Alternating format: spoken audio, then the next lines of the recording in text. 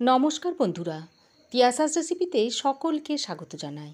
আজ আমি আপনাদের আলু, ডাঁটা, বেগুন ও বড়ি দিয়ে এক নিরামিষ তরকারি রেসিপি বানিয়ে দেখাবো। রেসিপিটা খুবই সাধারণ, এটা যে কেউ বানাতে পারবেন। এটা গরম ভাতের সঙ্গে খেতে অসাধারণ লাগে। আশা করি রেসিপিটা আপনাদের ভালো লাগবে। তবে আসুন এই ডাঁটা, আলু, বড়ি ও বেগুনের তরকারিটা আমি কিভাবে বানাই দেখে নিই। আলু, বেগুন, বড়ি ও সজনে ডাঁটার তরকারির জন্য আমার লাগছে আলুগুলো আমি এরকম লম্বা লম্বা করে কেটে নিয়েছি। 5টা সজনের ডাঁটা আমি এরকম লম্বা করে কেটে নিয়েছি। কিছু বড়ি নিয়েছি। একটা বেগুনকে আমি এরকম লম্বা করে কেটে নিয়েছি। আর নিয়েছি 2টো কাঁচা লঙ্কা আর একটু আদা থেতো করে নিয়েছি। আর যা কিছু মশলা লাগবে সেগুলো রান্নার সময় বলে দেব। এবার বাটির মধ্যে আলু আর সজনে ডাঁটাটা দিয়ে দিচ্ছি।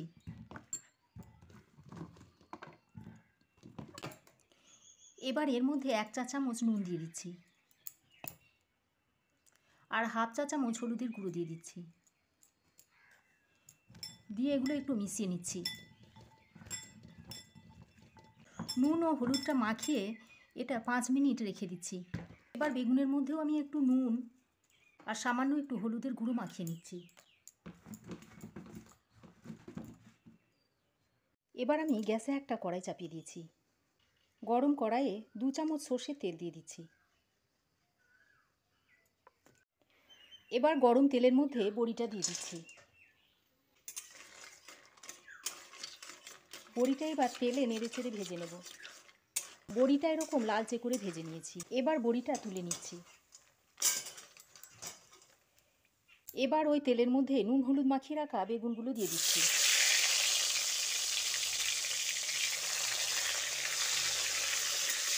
বেগুনটা দিয়েও ভালো করে ভেজে নিতে হবে। বেগুনটাকেও এপিঠ ওপিঠ উল্টে পাল্টে ভালো করে ভেজে নিতে হবে।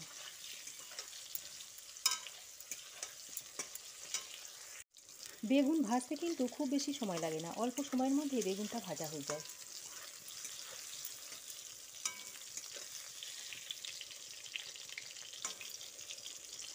দেখুন বেগুনের এক পিঠে রং ধরে গেছে।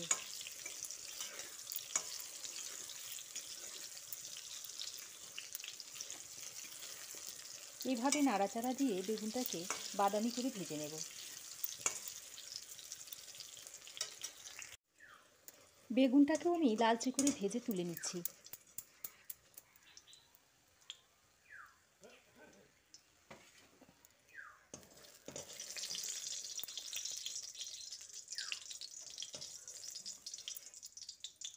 এবার ওই তেলের মধ্যে দিয়ে দিচ্ছি 1 চামচ গোটা জিরে, 2টো শুকনো লঙ্কা ও 2টো তেজপাতা।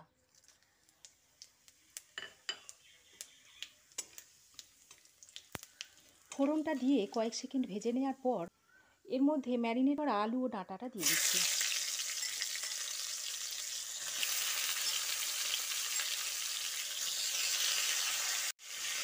এবার ডাঁটা ও আলুটা দিয়ে খুব ভালো করে ভেজে নিতে হবে। আলু ও ডাঁটার গায়ে রং ধরে আসা পর্যন্ত ভেজে নিতে হবে। আলু ও ডাঁটাটা আমি 5 মিনিট ধরে ভেজে নিয়েছি। দেখুন আলু ও ডাঁটার গায়ে একটা বাদামি রং ধরেছে। এবার এ সময় চেরা কাঁচা লঙ্কা ও আদার পেস্টটা দিয়ে দিচ্ছি। আদা ও কাঁচা লঙ্কাটা দিয়ে আরও খানিকক্ষণ ভেজে নিতে হবে। আদা ও কাঁচা লঙ্কাটা ভেজে নেওয়ার পর আদার কাঁচা গন্ধটা চলে গেলে এর মধ্যে একটা বড় সাইজের টমেটো 4 টুকরো করে দিয়ে দিচ্ছি। টমেটোটা দিয়ে আবারও খানিকক্ষণ ভেজে নিচ্ছি। টমেটোটা যাতে তাড়াতাড়ি গলে যায় সেজন্য একটু নুন দিয়ে দিচ্ছি। নুনটা দিয়ে সব কিছু আবারও ভালো করে একটু ভেজে নিচ্ছি। খুব ভালো করে কষিয়ে কষিয়ে যদি এভাবে রান্না করেন তাহলে সবজির স্বাদ, গন্ধ সবই ভালো হয়। দেখুন টমেটোটা অনেকটাই সেদ্ধ হয়ে এসছে। আলু, টমেটো ও ডাঁটাটা খুব ভালো করে কষিয়ে নিয়েছি। এবার গ্যাসের ফ্লেমটা আমি লোতে করে দিয়েছি। তারপর এর মধ্যে দিয়ে দিচ্ছি হাফ চা চামচ হলুদ গুঁড়ো, দিচ্ছি 1 চা চামচ জিরে গুঁড়ো, হাফ চা চামচ ধনে গুঁড়ো আর হাফ চা চামচ লাল লঙ্কার গুঁড়ো। এবার মশলাটা ভালো করে কষিয়ে নিচ্ছি। যত বেশি ভালো করে কষাবেন রান্নার টেস্টও তত বাড়বে। এবার মশলাটা যাতে পুড়ে না যায় সেজন্য অল্প করে জল দিয়ে দিচ্ছি।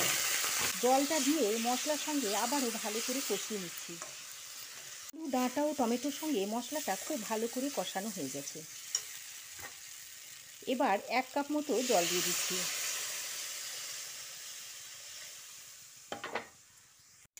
জলটা দিয়ে সব কিছু ভালো করে মিশিয়ে নিয়েছি।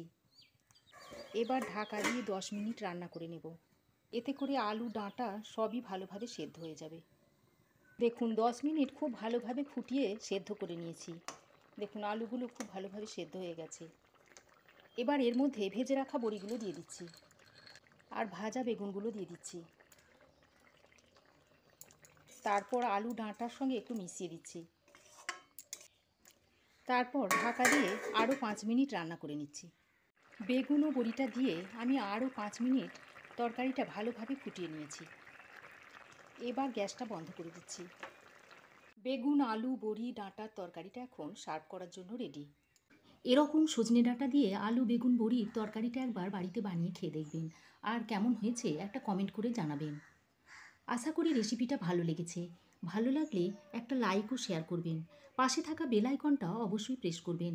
আর আমার চ্যানেলে নতুন বন্ধু হয়ে থাকলে প্লিজ চ্যানেলটা সাবস্ক্রাইব করার অনুরোধ রইল। আজ এ পর্যন্তই। আবার দেখা হবে নতুন কোনো রেসিপি নিয়ে নেক্সট এপিসোডে। সে পর্যন্ত ভালো থাকবেন, সুস্থ থাকবেন। ধন্যবাদ।